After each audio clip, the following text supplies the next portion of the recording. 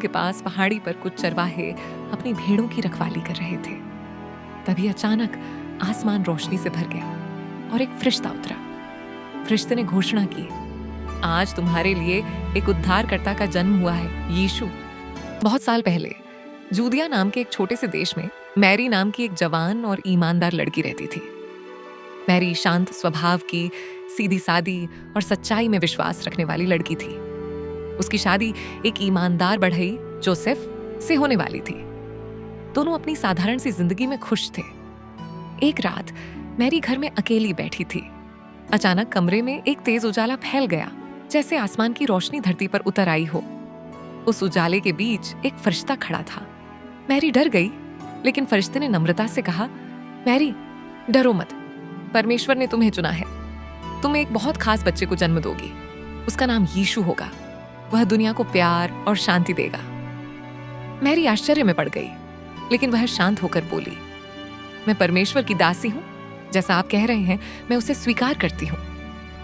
फरिश्ता यह सुनकर गायब हो गया, लेकिन मैरी के दिल में एक नई रोशनी और उम्मीद जग गई। कुछ महीनों बाद राजा ने आदेश दिया कि सब लोग अपने अपने शहर जाकर अपना नाम दर्ज करवाए। इसीलिए मैरी और जोसेफ को नाजरेत से बेतलहम तक लंबा सफर करना पड़ा। यात्रा कठिन थी और मैरी के बच्चे के जन्म का समय बहुत पास था। जोसेफ हर पल कोशिश कर रहा था कि मैरी को कम से कम तकलीफ हो। जब वह बेतलहम पहुंचे तो पूरा शहर भीड़ से भरा हुआ था। मैरी और जोसेफ ने हर जगह जाकर दरवाजा खटखटाया, लेकिन हर जगह से एक ही जवाब मिला, माफ करो, यहाँ जगह बिल्कुल खाली नहीं है। मैरी का दर्द बढ़ता जा रहा था और जोसेफ बहुत चिंतित हो गया। तभी एक नेक दिल आदमी मिला, जिसने कहा, मेरे पास कमरा तो नहीं है, लेकिन पीछे जानवरों का एक छोटा सा स्टेबल है। अगर चाहो तो तुम वहां ठहर सकते हो। लाचार होकर मैरी और जोसेफ ने वही स्वीकार किया। स्टेबल मिट्टी का था। चारों तरफ गाय, भेड़ और ऊंट बंधे थे, लेकिन वही उनकी एकमात्र शरण थी। उसी रात उसी साधारण स्टेबल में मैरी ने एक प्यारे से बच्चे को जन्म दिया, बच्चे यीशु को।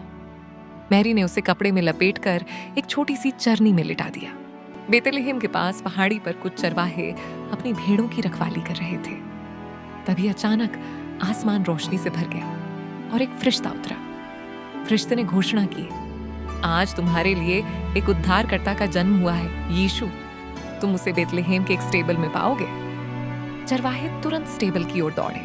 वहां पहुंचकर उन्होंने बच्चे यीशु को देखा और परमेश्वर का धन्यवाद किया। बहुत दूर 3 विद्वान सितारों का अध्ययन कर रहे थे। अचानक उन्हें आसमान में एक चमकदार सितारा दिखा। उन्होंने समझ लिया कि यह कोई दिव्य संकेत है। वह सितारे का पीछा करते हुए लंबी यात्रा करके बेतलहम पहुंचे और यीशु को 3 उपहार दिए, सोना, लोबान, गंधरस। उन्होंने यीशु को भविष्य का राजा माना। उस रात बेतलहम के एक छोटे से स्टेबल में उम्मीद, शांति और प्यार का जन्म हुआ। और यही है क्रिसमस का असली अर्थ, परमेश्वर का प्यार हर इंसान के लिए, चाहे वह अमीर हो या गरीब।